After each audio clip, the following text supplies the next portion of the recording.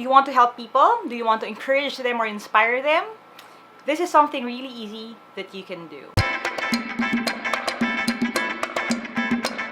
Hi there! Thank you for checking out my channel. Thank you for clicking on this video. This video is my Sunday motivation video, and if you don't know about these things, I make these every Sunday nights to try to help set the tone for your next week.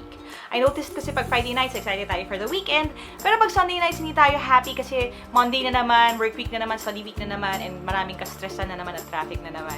And so this may be something that would give you a bit of a boost to face your Monday blues. Now today we're going to talk about part 3 ng ating series on how to matter. I challenged you guys a few weeks back to not just be matter, but to matter. To do something to make your life count. And we already talked about 2 other things. We talked about how to make the most of every opportunity and how you should allow yourself and others to make mistakes. Now today we're going to talk about something different, and we're going to talk about how you should tell your story. Now, that may seem a little parang too simple or too weird. Why should we tell our stories? And maybe someone out there, if you are watching this, you would think na parang, Coach, wala naman pong significant na nangyari sa buhay ko. Parang simple lang ang buhay ko. Wala naman ako napagtagumpayan. If anything nga, may pinagdadaanan pa ako ngayon. So why should I tell my story? Now, there are 3 reasons why you should tell your story, and we're going to talk about that now. Before I tell you a little bit of surprise or itong may gift din ako sa inyo kasi malapit na ang Christmas. I'm going to talk about that at the end of the video. Right now, we're going to talk about why you should tell your story. Then maybe a little bit later, we're going to talk about how and why you should. Kasi meron tayong bit of a bonus, alright? So, why should you tell your story? 3 things. Number 1, you should tell your story for yourself. Now, why should you tell your story for yourself? Maybe you're thinking, parang, Coach, I lived it. Why should I talk about it pa? Andun na ako, bakit kailangan ko pang pag-usapan to? Bakit kailangan ko pa ikwento yung pinagdaanan ko? And actually, okay, this is really helpful. And you may not be aware of it, but it may be something that's keeping you from succeeding.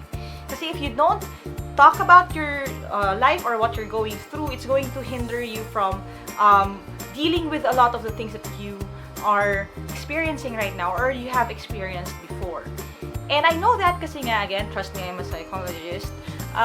When I was taking up psychology, one of the things that we learned was when you're counseling people, especially in a clinical setting, you're not supposed to tell people what they do. That is why I love being kind of your life coach. Kasi as a life coach, I can do that. But as a psychologist or as a someone as a clinical setting, we're not supposed to do that. We're supposed to just listen to what you're going through and help you arrive at yung kung ano yung dapat nyong gawin. And I've experienced that. I've experienced people through guided questions and conversation, through urging them dun sa mga tamang kailangan pag-usapan, sila mismo ang nakaka-realize nung kailangan nilang gawin sa buhay nila. And they would tell me, ganun lang pala yun, or dun pala ako nagkamali. And that is the same thing, or the same reason why I want you to start telling your story. Kasi when you tell your story, you experience it again, and you pick up a fresher perspective dun sa pangyayari na yun. I've experienced this one time. I was telling a friend about something na pinag-awayan naming magkapatid. Okay? So, nagkukwento ako sa kanya. Ito yung sinabi niya. Ito yung sinabi ko. Ganyan. And nung sinasabi ko yung mga bagay na sinabi ko in retaliation dun sa sinabi ng kapatid ko, something hit me. Na-realize ko na, wait, mali rin pala yung sinabi ko. I shouldn't have said that. And dun sa conversation na yon, although that was just me telling my friend about what I was going through at that moment, I had a realization about myself. And I learned something from it. And I went and asked my sister for an apology. So again, these are things that you realize when you tell your story. When you say kung ano yung mga pinagdadaanan mo or pinagdaanan mo na noon, magkakaroon ka ng realization, magkakaroon ka ng bagong learnings, magkakaroon ka ng ibang perspective about the things. And mas maganda pa, hindi mo siya makakalimutan at magagamit mo siya in the future. Kasi a lot of the times, we live our lives na parang, ano yun, para tayong bangkang papel lang sa agos, okay? Which is a song written by my dad when I was younger, no? Para kang bangkang papel, kung saan kadali ng buhay, doon ka lang. And hindi ka aware sa mga nangyayari sa'yo. But if you look back and piece together your story, you would realize the things that you did right, the things that you did wrong, and the things that you can still improve on today. Now, second reason why you should tell your story is for others. Tell your story for others. Bakit? Kasi ito ang natutunan ko doing this, that there's someone out there lagi, Okay? At least kahit isang person lang out there who may learn something from it. And if I need to set up all these lights and I need to edit this and I need to upload this and do all of these things, make an effort to reach just one person and encourage that person, then this is all worth it. Ganon din sa inyo. Believe it or not, kahit sa tingin mo maliit lang yung kwento mo or pinagdadaan mo pa siya, hindi mo pa siya napagtatagumpayan, just talking about it, there will always be someone out there na makaka-relate sa story mo. Maybe hindi eksakto yung pinagdadaanan ninyo, but dahil may pagkakahawig or dahil you say something na kailangan niya lang marinig at that moment, you will be able to encourage that person to fight another day, to talagang battle it out doon sa pinagdadaanan niya. So, that is something na I hope would be helpful sa inyo and mag-motivate sa inyo to go and tell your story. If you've ever experienced this before, and I've seen this happen a number of times in the team, okay, sa Facebook page natin, I see people na mag-share ng kwento nila, okay, ito yung mga ginawa ko para makapasa ako. And then people will start commenting sa ilalim, commenting below, sasabihin nila kung na thank you or sige, susubukan kong gawin niya next time. Again, this is just one person telling their story at marami ang na-influence. Now, I went to DWDD, Katropa Radio, a few days ago. So, thank you, Lovely, by the way, and Miss Louie for that experience. I had a great time. One of your teammates invited me over to their radio show, and I was there. Now, before I got there, I was thinking, ano kayo pag-uusapan namin? Parang wala naman akong sasabihin ganun ka-importante or ganun ka-significant.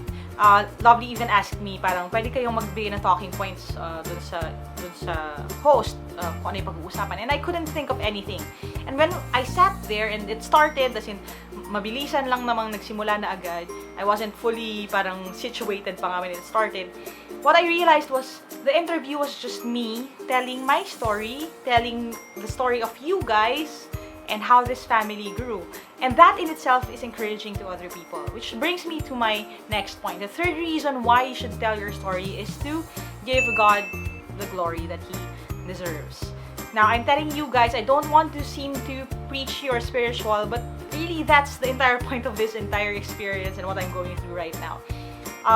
That conversation sa radio, it eventually led to that because hindi ko siya maihiwalay sa kung anong ginagawa ko right now.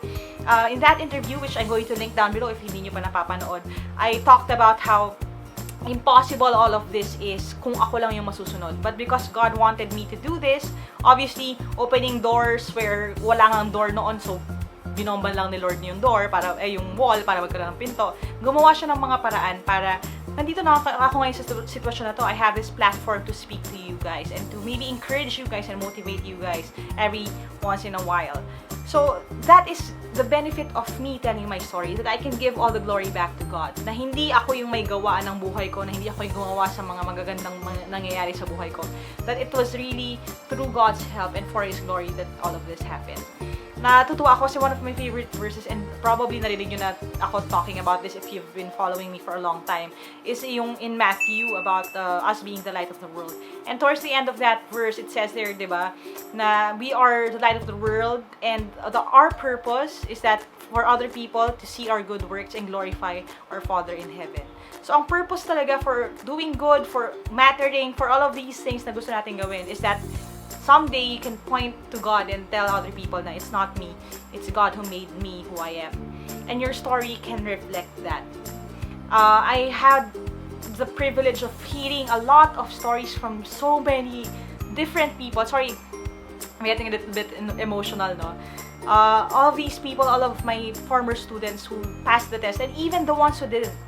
And they would always say na it was more than the test for them.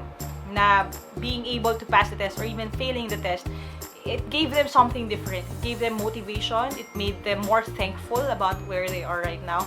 And all of those things, I credit back to God. Kasi yun talaga yung nangyayari when we go through the journey.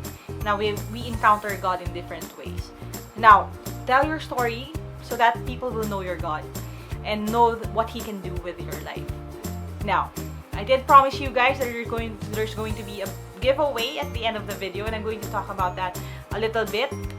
There are actually two types of giveaways that we're going to talk about. The first one started a few months back when lumabas yung August exam results. So in September we started this.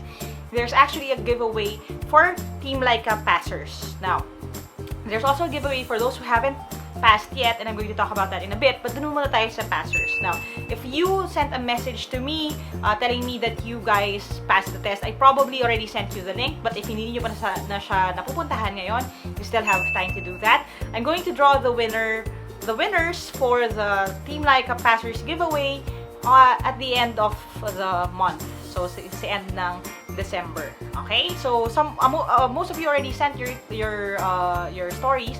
Ang gagawin lang doon is this. If you pass the civil service exam, or kahit hindi civil service exam, LAE, LET, PhilSat, or kahit anong klaseng exam, and you want to get a souvenir from me, all you need to do is to click down below. There's a link there for the raffle. Okay? I do this every start ng season, or every time na merong lalabas na results ng exam. And you can just answer that, tell your story, encourage your teammates, sagutan nyo lang yon, and that will be your raffle entry for that. Ang prize natin, or ang prizes natin are these. Last time it was caps and a shirt. This time, it's a little bit different. Ito yung exclusive na Team Lyqa drawstring bag. So if you want this, ayan, ito siya, drawstring bag. You probably, if you follow me on Instagram at Lyqa Maravilla, you've seen this, one of these actually. Lagi kong dinadala when I travel. So this is a drawstring bag, yan, yung nagaganon. You can get this. I'm going to give away a bunch of these, and I'm going to give away shirts then as well. So yung shirt, if you haven't seen it yet, ito yung ating Team Lyqa shirt. Yan. So, never stop learning.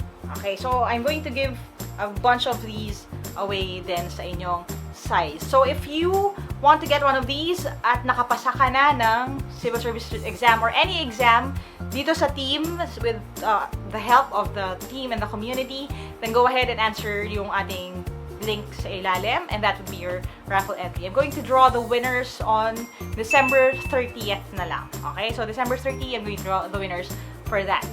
Now, that is if you want to get yung exclusive na Team Lyqa merchandise. Now, if hindi pa kayo nakapasa, that's okay kasi I'm also hosting a bunch of giveaways then for you guys. I'm giving away reviewers kasi I know that you need that more than the shirt and other stuff, no?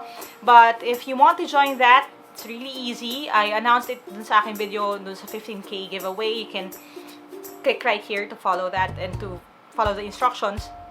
That is different pa from the giveaway in this video itself. I promise you guys, if you stay until the end, you're going to get a chance for a giveaway, and that's exactly what we're going to do. So, if you want to get a reviewer, I'm giving away this. Ito yung ating basic package. 2 booklets siya, set 1 and set 2. If papaship ko sa inyo, free shipping. Wala kayong babayaran at all. You're just going to give me your details. I'm going to reach out to you if mananalo ka. All you have to do is comment down below. Okay? Ano yung i-comment ninyo? Just tell your story. Kasi yun yung pinag-uusapan natin ngayon. Tell your story. Tell us who you are and what you're going through. Ano naman yung mga napagdaanan nyo na. All of these things. Just i-comment nyo lang sa baba yung kwento ninyo, and I'm sure that can be encouraging to other people as well. I want to get to know you guys kasi rin. Kasi, di ba, sa dami ninyo sometimes, I can't keep track of who you are. But hearing your stories, I form more associations and I get to know you better. So I'd love to hear your story sa baba. And if you comment your story down below, you'll get the chance to win this reviewer for free. So if you already have it, huwag na kayong mag-comment. Ipabigay na natin sa ibang mas nangangailangan. Alright? So again, if you want a chance to get the reviewer, comment below with your story. Tell me your story. Tell me what you're going through. Or if you want to give the reviewer to other people, tell me why. Why you want to give that the reviewer to someone else. And if you already passed. Okay? Now again, if you are a Team Lyqa passer, hit nyo yung link sa description box for the raffle dun sa ating shirt and bags. Alright? So thank you guys for watching. I hope you were encouraged. Again, tell your story. Tell your story for your sake, for others, and to glorify God, I would love to hear back from you. So don't forget to reach out to me if you have any questions, comments, suggestions. If about life, advice, motivational quotes, or anything, or you just want to keep track then of where I am because I travel a lot, you can go to www.facebook.com/@LyqaMaravilla or follow me on Instagram at LyqaMaravilla. If you want tips and techniques on attitude tests like civil service exam, Katla, and all of those things, you can go to www.facebook.com/Team Lyqa and also follow at Team Lyqa on Instagram. I'd love to hear from you guys. So, talk to you soon online. And again, if you want to know as soon as a new video posts, I make at least one new video lesson and itong Sunday motivation video every week. Click subscribe, hit the bell icon to know as soon as the next video posts. Next week, we're going to talk about another thing that you can do to matter, and I can't wait to tell you all about that too. So thank you guys for watching. God bless. Acha, kaya niya, never stop learning, and go and be a blessing this week by telling your story. Bye for now.